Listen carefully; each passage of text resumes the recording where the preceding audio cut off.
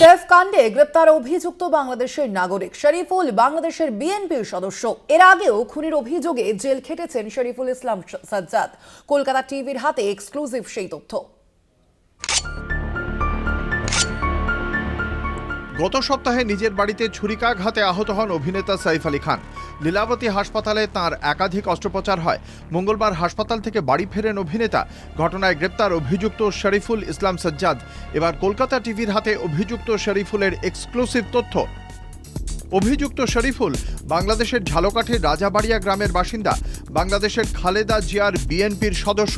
শরীফুলের বাবা রুহুল আমিন জেলা বিএনপির সহসভাপতি। 2024 সালের 7ই জানুয়ারি জাতীয় সংসদ নির্বাচনের পর শরীফুল দেশ ছাড়ে।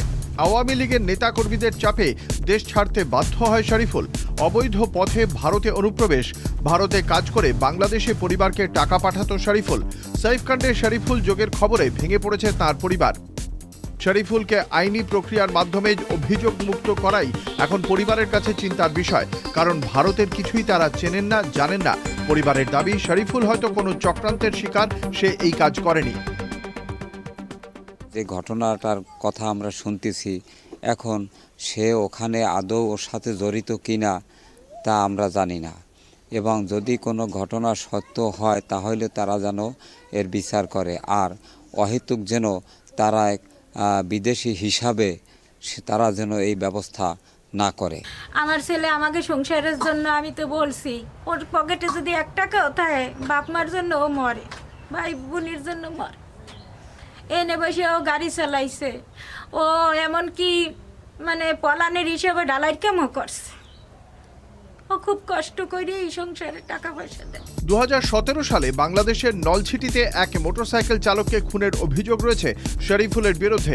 পরে আদালতে অভিযোগ মুক্ত হয় শরীফুল। শরীফুলের বাবার দাবি, রাজনৈতিক প্রতিহিংসার শিকার হয়েছিল ছেলে।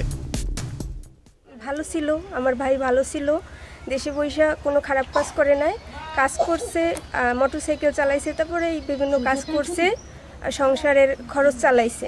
আমার ভাই আমার চাচার সংসারে টাকা পয়সা দিছে, সংসারের যাবতীয় খরচ চালাইছে। আর সে হচ্ছে রাজনীতির সাথে জড়িত ছিল। আমার কাকায়, আমার চাচাতো ভাইরা, তারা সবাই বিএনপি। অনেক আগে থেকে, আমি ছোট থেকেই দেখে আসছি যে তারা বিএনপি করে, বিএনপির সাথে জড়িত।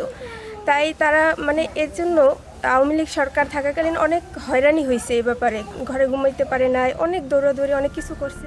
শরীফুলের প্রতিবেশীদেরও দাবি, বিএনপির সদস্য হওয়ায় বারবার রাজনৈতিক প্রতিহিংসার মুখে পড়তে হয়েছে।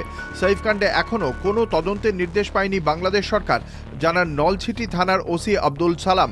নির্দেশ পেলে তদন্ত করা হবে বলেও জানান তিনি। বাংলাদেশ থেকে সাইদুল হাসান খোকনের রিপোর্ট, কলকাতা টিভি।